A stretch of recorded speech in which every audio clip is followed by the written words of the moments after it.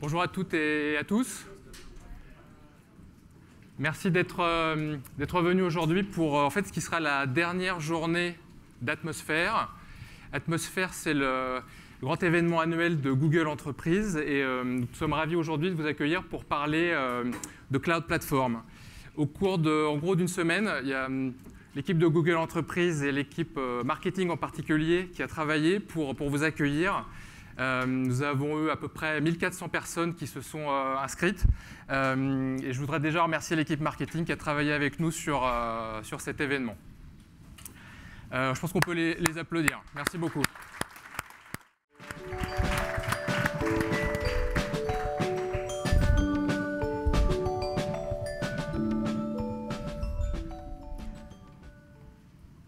Bonjour à tous. Vous m'entendez bien, oui? Donc, je suis Bastien Legras, je suis ingénieur solution et je suis basé ici à Paris, Google France. Je travaille avec Christophe, on couvre tous les deux l'Europe du Sud, qui est France, Italie, Espagne, Portugal, et même quelques autres pays, pour apporter à nos clients l'offre Cloud Platform. Clients de toute taille, et d'ailleurs ici dans cette salle, il y a des startups, il y a des grands comptes, on a aussi des partenaires. Et donc cette présentation est vouée à répondre aux questions que vous pourriez avoir, quelle que soit votre taille, que ce soit des usages B2C, B2B, B2E. Et donc, on va voir sous les aspects techniques en quoi constitue l'offre. Donc, on va parler de plein de choses. Là, j'ai fait un nuage de mots, on va dire, pour parler français, des différents mots qu'on va passer, différents thèmes. On va parler de cloud, évidemment. On va parler de PRA, on va parler de Linux, on va parler de Windows, on va parler de Red Hat, de Big Data, de scalabilité. Et j'en passe et j'en passe. Je ne sais pas si je pourrais tous les parcourir, mais c'est ça qu'on essaie de couvrir aujourd'hui. Donc je vais repartir du concept que vous devez connaître, au moins les architectes et les développeurs, qui est le concept de l'iceberg. Je ne sais pas si ça vous parle. L'iceberg, c'est en réalité tout un projet informatique. Il est constitué, on peut le voir comme un iceberg, avec une partie immergée, une partie émergée. Et l'idée, c'est que ce que vous faites, pour tout projet, interne ou externe, c'est tout ça. Par contre, ce que vos clients ou vos collaborateurs vont voir, c'est ça. C'est vraiment l'idée aussi du cloud, c'est vous faciliter à vous concentrer et vous focuser donc sur ce qui compte réellement et moins sur cette partie-là, la mécanique, la plomberie comme on dit, qui est aujourd'hui ultra, on va dire, industrialisée et facilitée par, entre autres, nos solutions. Donc si on reprend cette pyramide, j'espère que vous voyez tous, qui correspond à cet iceberg, et qu'on voit les différents étages, si on veut construire un projet from scratch aujourd'hui, on part de l'hébergement physique. Il faut un data center, donc un emplacement pour mettre un data center. Il faut du hardware, évidemment, donc acheter des machines, des disques. Il faut du software au-dessus, donc installer sa base de données, installer son operating system, le patcher, le maintenir. Il faut installer les services autour, donc par exemple le service de mail, se brancher à un CDN, etc. Et ensuite, enfin, arrive votre code, vos bibliothèques, ce qui va en fait vraiment vous différencier. Et donc au-dessus, ce que verront les customers, l'argent, etc., arrive à partir de là en fait. C'est-à-dire que si on différencie donc ces zones, il y a toute cette partie commune à toute application aujourd'hui, qu'elle soit online ou pas, ou dans un intranet si vous voulez. Cette partie qui vous différencie, et donc la partie qui est visible, donc de l'extérieur. Et donc ce qu'on essaie de vous dire, c'est qu'on peut vous aider sur toute cette partie. Plateforme as a service, et à partir de là, infrastructure as a service. On va couvrir les deux sujets. On n'a pas de religion, on fait les deux. Vous allez même voir qu'on fait plus, on fait entre les deux différents étages. On ne veut pas que ce soit un choix binaire. Ce sera sur la fin de ma présentation. Mais voilà, on peut vous aider. Cloud Platform, c'est tout ça. Donc cette offre, elle repose sur trois familles de produits. La famille Compute, dans laquelle on trouve App Engine, qui est l'offre Platform as a Service. Je ferai une démo sur la fin. On va démarrer par l'infrastructure et finir par la plateforme. Compute, donc ça c'est la partie infra, donc les VM. La partie stockage, donc il y a différentes versions de stockage. Il y a la version au sens stockage objet, qui est Cloud Storage. On a la version ensuite Cloud SQL en mode base de données, donc c'est une base MySQL 100% managée. On a l'offre Cloud Data Store qui est une base NoSQL en réalité, elle aussi 100% managée. Et ensuite, on a des services, dont BigQuery qui est un service orienté Big Data. Et j'ai un collègue, Guillaume, qui vous fera une démo de ce produit. Et Cloud Endpoint qui est un service orienté développement mobile. Tous ces services, comme le slide est lourd, j'en profite pour boire un petit peu. Tous ces services sont l'externalisation de ce qu'on a fait en interne. En réalité, comme vous pouvez le voir. En réalité, c'est l'externalisation d'Omega qui a donné naissance à App Engine. App Engine, ça date de 2008. Hein. Donc l'offre est récente, ça fait 2 ans qu'on l'a lancée, mais elle regroupe des produits qui existent pour certains depuis déjà très longtemps. Ensuite, on a les offres comme celle de BigQuery, c'est en fait la version externe de Dremel. Ça, c'est tous nos efforts internes pour manager, parce que c'est notre cœur de métier, hein, évidemment, de cruncher des gros volumes de données. BigQuery, on utilise donc sa version interne Dremel, dont le papier se trouve sur research.google.com d'ailleurs, qui a été annoncé en 2010, pour par exemple analyser nos spams, analyser les logs entre les machines, analyser aussi les logs de AdWords, etc. Donc on ne fait qu'externaliser du savoir-faire interne. Idem pour les aspects stockage, SQL, Data Store. Là on voit les Colossus, qui a été annoncé en 2012, pardon. C'est notre infra global, transverse à tous les produits de stockage d'objets. Colossus, aujourd'hui, héberge plus de 10 exabytes, pour vous donner une idée. Et Compute Engine, donc l'offre pure infra, c'est l'externalisation. Donc, vous ouvrir l'accès à nos data centers, à la façon dont on gère nos ressources informatiques. Donc, on va faire un deep dive sur chacun et des démos, hein, bien sûr. Donc, ce que j'essaye de dire, ce qui est très important, cette offre, elle n'a pas été construite par une équipe à part qui a acheté des data centers. Ce sont les mêmes data centers sur lesquels on fait tourner google.com, youtube.com. Exactement les mêmes. L'idée, c'est que, pour vous donner des échelles de grandeur, je ne sais pas si vous avez une idée de quoi on parle en termes de capacité de calcul. On n'a pas le droit de donner les chiffres exacts, mais les ordres de grandeur seulement. On est en dizaines de millions de corps. Okay, dizaines de millions de cœurs pour ce qui est capacité de calcul à travers le monde. Trafic moyen de Google sur Internet, c'est en dizaines de téraoctets secondes. Ça aussi, c'est des très gros chiffres, dans lesquels, pour servir ce trafic, en fait, on a différents points de présence. On en a à Paris, on en a dans toutes les grandes villes. Et à l'échelle mondiale, on est en milliers de points de présence. Tous ces points de présence sont reliés en fibre noire à nos data centers, à notre backbone dont je vais parler après. La longueur de notre réseau, si on a aligné toutes nos fibres, elle est en centaines de milliers de kilomètres. Donc on est dans des distances astronomiques. Et enfin, la capacité, j'en parlais un petit peu sur Colossus, on stocke des dizaines d'exabytes, que ce soit les données internes, les données clients, tout cumulé bien entendu. Mais voilà un peu les échelles en 15 ans à lesquelles on a dû se confronter. Et c'est pour cela qu'on a dû inventer plein de technologies et contribuer à plein de technologies dont je vais parler juste après. Donc voilà un peu une picture high level, on va dire, de notre réseau, qui est de type OpenFlow, donc software defined. L'idée, c'est que ce réseau est complètement privé, donc on manage 100% la qualité. Donc on va répartir, en fait, on a une QoS en fonction des services. Donc les services payants, comme Cloud Platform, justement, sont prioritaires. Par rapport au service Google, la partie blanche de la page la sera moins, s'il y a moins de SLA dessus. Donc ça, c'est un point différenciateur, c'est-à-dire qu'on maîtrise 100% ce réseau. C'est l'un des plus gros réseaux au monde, et donc on maîtrise cette qualité pour transférer. Donc si vous avez une application globale qui va servir en Asie, ou des utilisateurs en Europe ou aux US, sachez qu'on pourra la répliquer un peu partout pour assurer des latences faibles.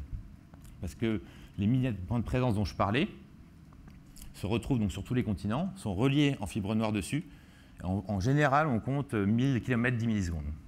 C'est à peu près le temps qu'il faut pour voyager sur notre réseau. Donc, comme je disais, on a contribué à beaucoup de technologies. Typiquement, je pense que vous connaissez Hadoop. La naissance d'Hadoop est un peu grâce à nos recherches sur MapReduce et GFS. Ces deux produits, ces deux recherches ont majoritairement contribué à Hadoop, si vous voulez. Ensuite, on a Bigtable, qui est la version interne du Cloud Data Store, donc notre base NoSQL. On a Dremel, donc comme je disais, la version interne de BigQuery. Et Spanner, qui n'est pas encore externalisé, c'est une base de données à haute performance. On peut lui envoyer des dizaines de milliers d'IO, de requêtes secondes. On peut la géolocaliser de façon mondiale et avoir des faibles latences. Donc c'est un peu, pour nous, aujourd'hui, le Graal, on va dire, en termes de stockage de base de données. Et Colossus pour la partie stockage fichier. Donc, pour parler un petit peu de... je ne peux pas parler de roadmap, mais je peux parler de ce qui s'est passé sur les 12 derniers mois. Donc voilà un petit peu l'actualité récente de l'offre sur la partie compute et après sur la partie data. Donc comme vous le voyez, on a annoncé à I.O. l'année dernière Compute Engine, qui entre-temps, vous voyez en décembre, est arrivé en GA. GA, c'est Generally Available, disponible pour tous, avec SLA. On travaillait déjà dessus depuis 3 ans en réalité, donc c'est très très lourd pour nous. Et forcément, quand on parle de centaines de milliers de serveurs, même si on avait une couche de virtualisation interne, il a fallu l'externaliser. Et c'est du gros travail en termes de sécurité, etc. C'est pour ça que ça nous prend un peu de temps. On a annoncé le PHP sur App Engine. L'idée, c'est qu'il est en phase aujourd'hui preview. Il sera très bientôt en phase generally available. On voit d'autres composants internes à App Engine, comme le même cache dédié, les Cloud Endpoints, qui sont aussi en GA. Donc c'est une roadmap très impressionnante. Celle de cette année est aussi chargée que celle de l'année dernière, en réalité. Parce qu'en fait, les équipes derrière tout ça, c'est une équipe globale qu'on a décidé de fusionner avec l'équipe infrastructure. Donc on a en fait plus de 1000 ingénieurs sur cloud qui fusionnent avec plus de 3000 ingénieurs sur infrastructure. On veut que cette plateforme, ça a été annoncé par Urs, notre grand patron infra, le 25 mars, soit la plateforme unique de Google, interne et externe. On va migrer à terme nos produits dessus. On en a déjà qui tournent dessus. On va migrer nos produits pour qu'on soit client de cette plateforme, tout comme vous, à 100%. Donc les mêmes requirements. D'où cette roadmap aussi, parce qu'on doit atteindre le niveau d'exigence qu'on a en interne pour YouTube, etc. On a annoncé différentes certifications, ISO 27001, là on voit la IPA pour la santé. On a annoncé la migration live des machines. Donc s'il y a une panne sur un node physique, on va automatiquement bouger la VM sans perte. Donc voilà pour la partie compute. Pour la partie data, on a donc annoncé le Data Store, les jointures à grande échelle sur BigQuery, le cryptage au repos à 13, donc pas sur les données en transport, mais au repos sur Cloud Storage. La notion des disques persistants sur Compute Engine, dont je parlerai un peu plus tard aussi. L'offre Cloud SQL a été annoncée en GA avec Costco, d'ailleurs, comme plus gros client en février. Donc c'est MySQL en mode managé, hein, comme je le disais. On a annoncé aussi le streaming sur BigQuery. Donc dans la démo dont je parlerai tout à l'heure, en fait, on injecte des commandes. On peut en injecter jusqu'à 100 000 par seconde dans BigQuery. Donc c'est du big data real-time, on va dire. Capacité d'importer vos données en mode offline. Donc si vous avez par exemple des Tera ou des pétaoctets à stocker chez nous, vous pouvez même nous envoyer vos disques physiquement. Et on va importer depuis nos data centers. On a des points d'ingestion, on en a à Zurich, on en a aux US. Donc ça, c'est pour faciliter la migration dans le cloud, qui est coûteuse en termes de réseau. Donc on va faire un petit quiz pour essayer de rendre la journée un peu interactive. J'ai 3 questions. Vous allez utiliser en fait vos paddles que vous avez sur les tables. Il y a rouge, vert. On a une petite vidéo d'intro du quiz pour vous montrer un peu le principe, inspiré d'un film que vous connaissez peut-être. La raquette rouge signifie non et la raquette verte signifie oui. Draguer un collègue stagiaire, rapporter de la nourriture de l'entreprise, boire une bière avec son patron. Je sais pas si vous avez reconnu le film Internship, qui est assez drôle, j'avoue. Mais bon. Alors, première question. Pensez-vous que sur l'offre cloud, donc merci pour la lumière, on puisse héberger en Europe ces données, ces machines, etc. Donc vous faites vert si vous pensez que oui, rouge sinon. Et moi, je vois qu'on a une écrasante majorité de vert, donc on va voir si vous avez raison. Ça, j'appuie. Et oui, vous avez raison, vous avez gagné. On peut héberger en Europe. On a un data center, en réalité, pas bien loin d'ici. Je ne peux pas dire le nom, mais bon, il est facile à trouver. Sur lequel vous pouvez héberger vos machines Compute Engine. On a plusieurs zones de disponibilité. et vos données cloud storage aussi. Vous pouvez dire, mon pétaoctet de données, je le mets uniquement en Europe. Il ne sort pas de l'Europe. Okay. Deuxième question.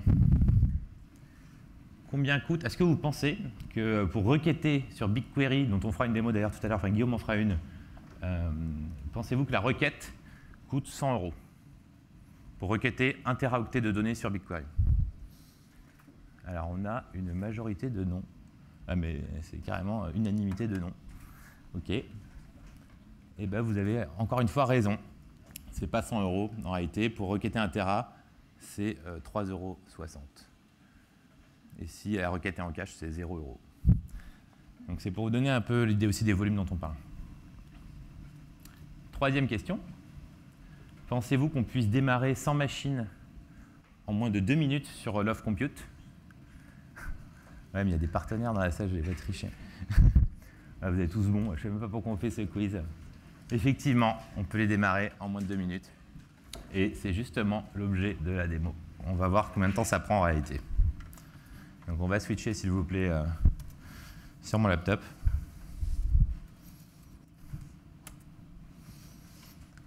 Alors, donc j'en profite pour vous montrer la console. Là, on est sur la console. Là, quand on a un compte Google, Gmail ou Apps, on peut créer des projets sur Cloud Platform. On vous expliquera comment vous pouvez le faire à la toute fin de la session. Sur chacun des projets, on peut définir des permissions. Donc, si vous êtes utilisateur, par exemple, de Google Apps, c'est comme pour les Google Docs. On peut donner des droits, différents niveaux de droits. Ça va, c'est assez lisible, ouais. Différents niveaux de droits. On peut donner les droits Owner, Edit ou View à des utilisateurs, internes ou externes à l'entreprise. Après, ça dépend si l'administrateur donne ces droits-là. Donc là, j'ai des comptes Google. Et de façon instantanée, ça partage le projet. Donc ça rend accessible le projet aux développeurs en question. Et donc là, c'est un projet de démo commun sur lequel on a, en fait, je vais vous montrer un petit peu le projet. On voit quelques écrans, quelques dashboards qui montrent l'utilisation de ce projet. On voit aussi toutes les API qu'on a activées et toutes celles qu'on n'a pas encore activées. Donc il y en a beaucoup, beaucoup, beaucoup. Toutes les API sont centralisées ici. On va pas les faire une par une. Ensuite, donc dans les produits qu'on a activés, donc Compute Engine, qui est l'objet de la démo, c'est la partie infrastructure, on voit toutes les machines qui sont up. Pour chacune, on peut voir où elles se situent. Donc celles-là sont aux US, typiquement, sur la zone B, sur la zone A. Combien de disques sont attachés aux machines, sur quel réseau elles se situent. On peut créer des sous-réseaux pour isoler en fait, les différents réseaux. Quel est l'IP externe de la machine. Et on peut se connecter à la machine. On a un outil en mode command line. On peut aussi lister tous les disques se trouvant sur le projet, que ce soit des disques de boot ou des disques de data. L'idée, c'est qu'on isole vraiment le concept de disque et de machine. On démarre une machine sur un disque, on arrête la machine est facturée à la minute, donc du coup, on arrête la machine quand on n'a plus besoin, et le disque reste là, c'est le persistent disk. Plus le disque est gros, plus il est performant en termes de I/O. On peut monter jusqu'à 10 000 I/O en écriture. On peut faire toutes ces captures de machines. Vous pouvez faire vos snapshots, vos backups de machines. Donc en fait, c'est des backups de disques. On peut enregistrer aussi des templates. Donc nous, on vous fournit des images standards, type Debian, CentOS, etc. Vous pouvez enregistrer votre propre Linux, votre noyau, etc. On vous donne la procédure en ligne. On voit les différents réseaux, avec les différentes IP aussi, qui sont ici. On peut, sur chacun des réseaux, définir les règles de sécurité, firewall, etc. Qu'est-ce qu'on laisse passer, qu'est-ce qu'on ne laisse pas passer. On voit aussi la partie load balancing. Donc on peut créer, donc ça c'était l'un des lancements qui date de quelques mois. On fait du load balancing pendant son niveau 3. Vous pouvez créer des pools, en fait, sur lesquels vous allez load balancer sur une zone donnée avec tel IP extérieur, tel port, sur un target pool qui lui correspond à N machines. Donc là, on voit 3 machines en l'occurrence. C'est un peu l'idée. On gère des métadonnées, on a les différentes zones qui sont là, les différentes opérations, les différents quotas. On a une notion de quota par défaut qu'on peut augmenter automatiquement, par zone, etc. Donc là, c'est la console Compute.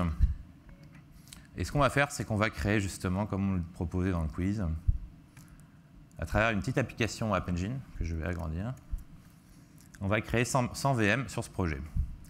Donc en gris, c'est des VM, elles n'existent pas. En bleu, elles vont arriver en provisioning. En orange, c'est qu'elles sont en train de booter.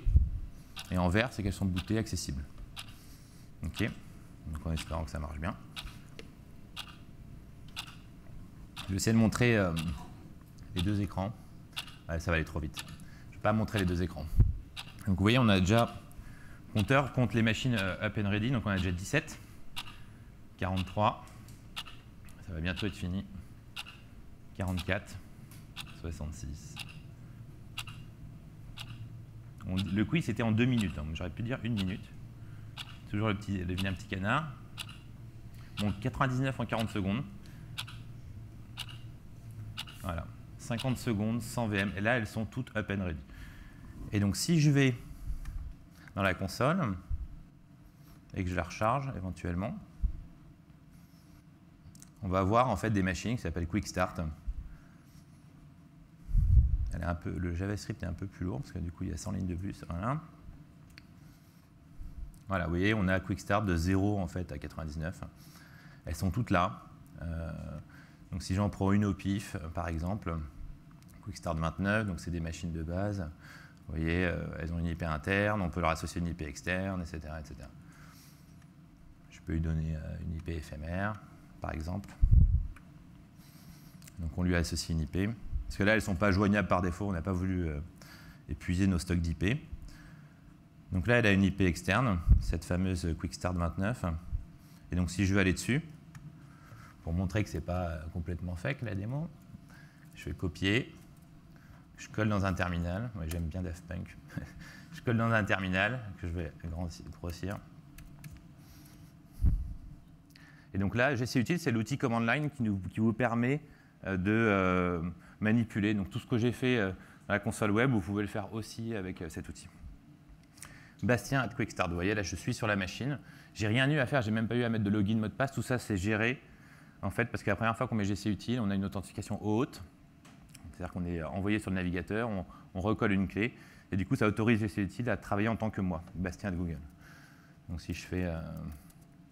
donc c'était des machines à un CPU. Donc, voilà, on voit le CPU, c'est un Xeon Intel, tel qu'il est exprimé, on va dire, dans notre hyperviseur. Et donc voilà, notre machine, elle est vraiment là. C'était la 29, j'ai prise au pif. Vous voyez. Donc je ressors de la machine. Hop. Et on va déprovisionner maintenant. C'est pas beaucoup plus long, normalement. On a travaillé beaucoup sur ces aspects-là, en fait, parce que comme on veut que ce cloud soit dynamique, rapide, on veut que vous puissiez allumer et éteindre vos clusters de VM, que ce soit pour faire du dev test, pour faire des clusters Hadoop. On veut qu'il y ait une certaine agilité. On pense que c'est une façon pour nous de nous différencier. Parce qu'on a tellement travaillé ces sujets-là depuis 15 ans que ce serait dommage de ne pas vous en faire profiter. C'est un peu l'idée, c'est l'une de nos forces, en fait, si vous voulez, c'est cette rapidité à lancer, éteindre des machines, et donc offrir des nouveaux use cases. C'est vraiment ça l'idée. Vous avez besoin de 6000 machines pendant 10 minutes, facture à la minute à partir de 10 minutes, ben ça devient abordable. Ce n'était pas abordable avant. Vous voyez, donc ça permet des nouveaux use cases. Vous voyez, donc là, on voit ça redescend, voilà, 44 secondes, c'est plus rapide de les détruire. Voilà pour cette démo YAS. On va reprendre les slides et parler de pass. Je regarde où j'en suis. Pas trop mal. Donc, alors, ce que je disais au tout début, c'est qu'on ne veut pas que le cloud soit un choix binaire de infrastructure ou plateforme as a service. On veut vous offrir, en fait, des mondes intermédiaires. Je vais vous en parler un peu plus. L'idée, c'est que, je pense que vous le savez, en mode infrastructure as a service, nous, tout ce qu'on vous offre, c'est la partie machine, une machine qui est allumée, connectée sur Internet. C'est à vous de mettre votre OS, à vous de le patcher, à vous de mettre votre Apache, votre MongoDB, etc. Mais à vous de tout manager au-dessus. Donc, vous faites encore 90% du boulot. En mode pass, il y a une grosse différence parce que c'est par exemple le cas d'App Engine. On va fournir des machines qui tournent sur lesquelles il y a déjà le serveur web. Donc, vous n'avez plus qu'à mettre uniquement votre code applicatif. Vous avez une appli Java, vous uploadez l'appli, vous faites la déployer et nous, on va automatiquement gérer la scalabilité en dessous. Manager les OS, le serveur web, les aspects réseau, tous ces aspects-là. S'il y a des machines qui tombent, on les redémarre, etc., etc. Donc, ça veut dire que vous pouvez vous concentrer un peu plus sur le code. Donc, je fais référence à mon iceberg de tout à l'heure. Et donc, comme aujourd'hui, il n'y a que ces deux mondes, ce qu'on veut, c'est vous apporter, trouver un intermédiaire pour vous apporter le meilleur des deux mondes, qui aurait à la fois la flexibilité de Compute Engine, Vous pouvez tout faire tourner sur Compute Engine, tout type d'OS, tout type de software, etc. Vous n'avez pas la limite du monde PaaS, sur lequel il y a forcément cette fameuse limite. Il y a par exemple des bibliothèques blacklistées, etc. dans App Engine. Mais on veut vous apporter aussi cette partie managée, cette partie productivité de développeur qui est inhérente en fait, à la plateforme as a service. Et donc pour cela, on a annoncé en preview, et on en parlera encore plus dans un mois à Google I.O., qui est notre messe annuelle développeur, la notion de Managed Virtual Machines, qui en fait, l'idée c'est que vous pouvez vous dire, voilà, dans mon projet, j'ai une partie qui peut tourner dans le monde plateforme as a service. J'ai par contre une partie qui a vraiment besoin de tel OS, etc., qui n'est pas flexible, parce que vous avez un legacy par exemple. Et donc, elle ne peut tourner que sur Compute. L'idée, c'est que vous allez enregistrer cette partie sur Compute avec les templates dont je parlais tout à l'heure dans la démo. Et vous allez déclarer cette VM dans App Engine en disant ce code, il va tourner sur cette VM, sur ce template de VM. À toi, App Engine, d'aller créer les bonnes VM pour faire tenir la charge. Et donc, vous êtes dans un monde hybride entre plateforme as a service et infrastructure as a service. C'est App Engine qui crée pour vous, enfin qui instancie votre template sur la partie legacy pour faire tourner votre application dans son ensemble. Et donc, qui apporte l'autoscalabilité. Donc là, il y a un récap justement des points positifs de ce modèle-là. Donc vous avez l'auto-management d'App Engine, l'out-dispo d'App Engine, vous avez la flexibilité dont je parlais de Compute Engine, etc. Donc c'est vraiment l'idée du meilleur des deux mondes. Donc c'est en preview pour l'instant. C'est sur notre site, developers.google.com/cloud. Vous pouvez déjà le tester pour vous faire une idée. On a aussi un autre monde, toujours entre Compute et App Engine, qui est la notion de replica pool. C'est-à-dire qu'on ne fait pas d'App Engine encore, ça reste vos VM sur Compute, sauf que ce que vous voulez, c'est juste de l'autoscalabilité. Donc vous voulez juste des pools d'autoscalabilité.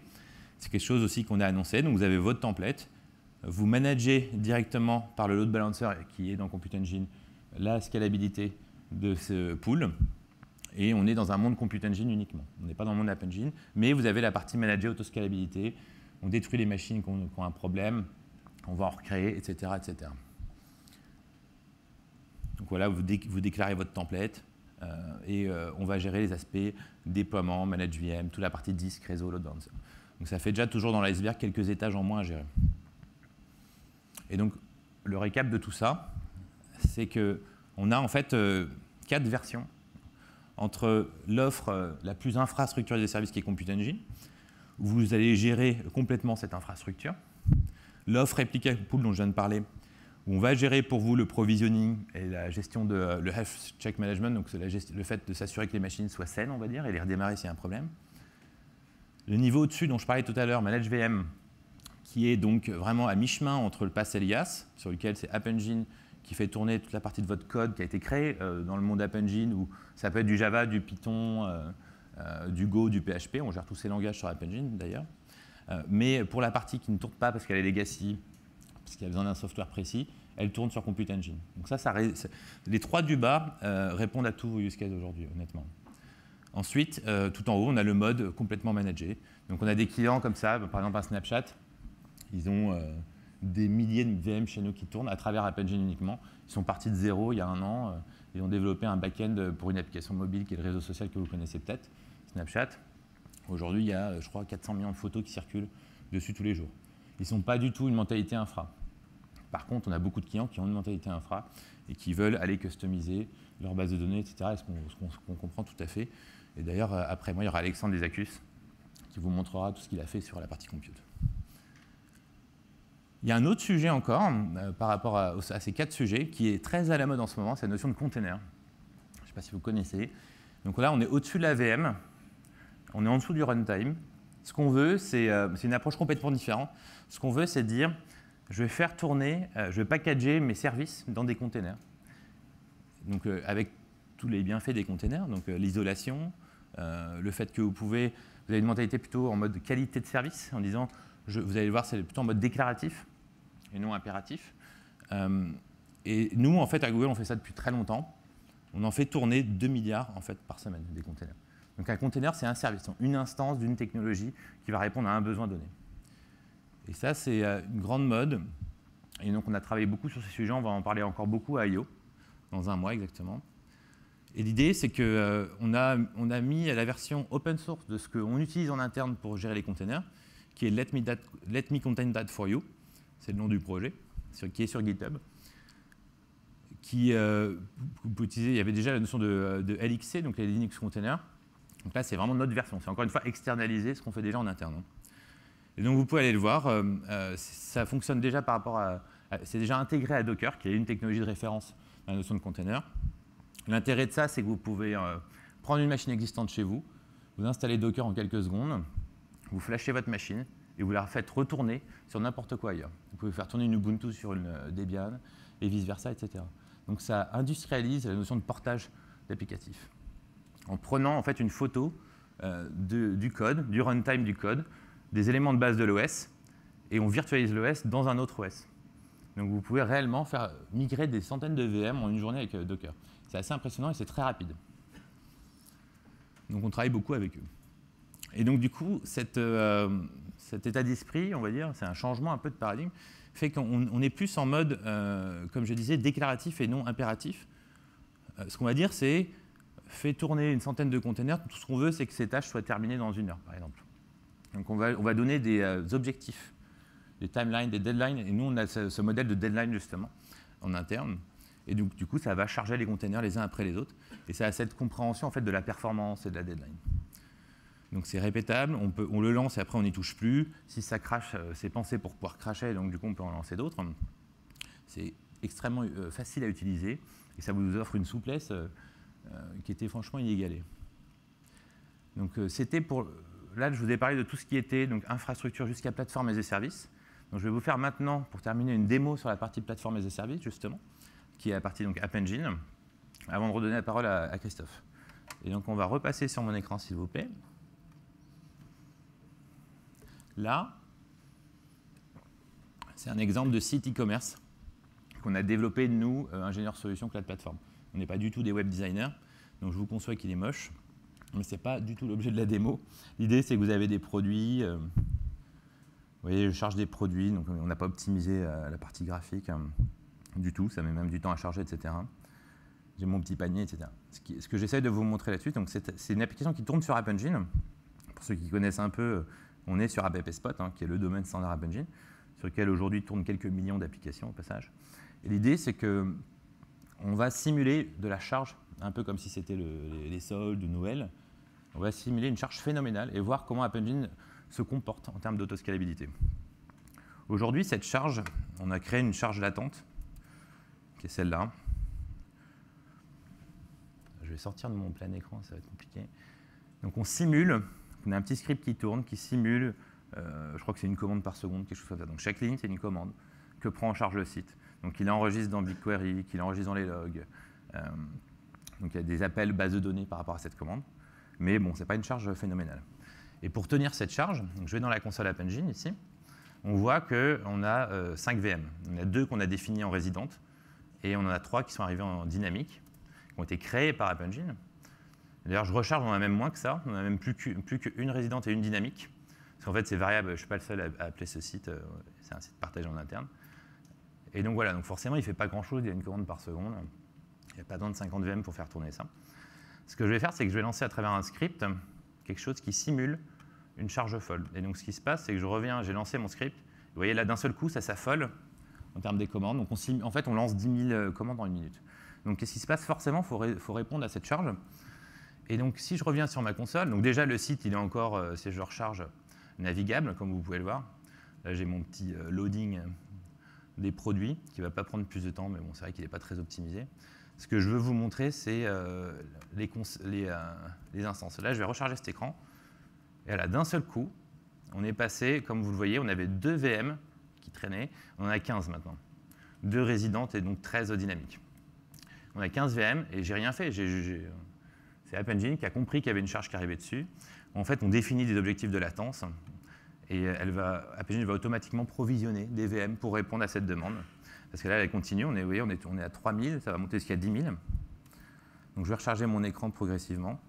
Donc il a jugé que 15, c'était suffisant a priori. Donc ça ne devrait pas trop remonter. Mais ce qui va se passer, c'est qu'à la fin du pic, là on est à mi-chemin, ce qui va se passer, c'est qu'il va falloir redescendre. C'est la notion d'autoscalabilité. On provisionne et ensuite on déprovisionne. Et j'ai rien fait. Donc ça, c'est vraiment le modèle. Enfin, ce que disent toujours les retours qu'on a de nos clients App Engine, c'est de se dire, je peux dormir sur mes deux oreilles. Il peut y avoir des pics la nuit et le jour, je m'en fiche. Je sais que c'est géré par App Engine. Nous, ces pics-là, on en gère en permanence, tout le temps. Et donc, c'est les mêmes technologies qu'on a derrière, et c'est ultra réactif. C'est-à-dire qu'on n'a même pas eu le temps de voir de 1 à 15. C'est-à-dire qu'en quelques secondes, il a compris tout de suite qu'il y avait une charge qui était comme ça, et du coup, il a provisionné les machines, et les machines sont déjà prêtes en réalité. On a des machines qui attendent, et en fait, on redéploie dessus, et automatiquement, elles arrivent dans le pool. Donc là, on commence à arriver à la fin du pic de charge. Voilà, il s'est calmé. Donc j'espère qu'on n'arrive pas trop tard ici. Non, on en a encore 15. Et ce qui va se passer, c'est que ça va redescendre petit à petit, en fait. Alors il attend quand même, il veut s'assurer que cette fameuse charge est passée. Donc j'attends encore un petit peu. Je vais en profiter pour vous montrer peut-être la console App Engine. Donc vous pouvez aussi manager vos versions. Vous pouvez faire du traffic splitting, du A/B testing, toutes ces choses-là. Vous pouvez le faire entre deux versions. Vous voulez tester une nouvelle fonctionnalité sur 1% de vos utilisateurs, c'est ce qu'on fait nous d'ailleurs, sur tous nos produits.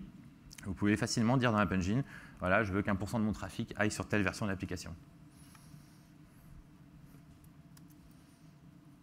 Ah bah, il ne redescend pas. Ça se trouve, il y en a un autre qui est en train de...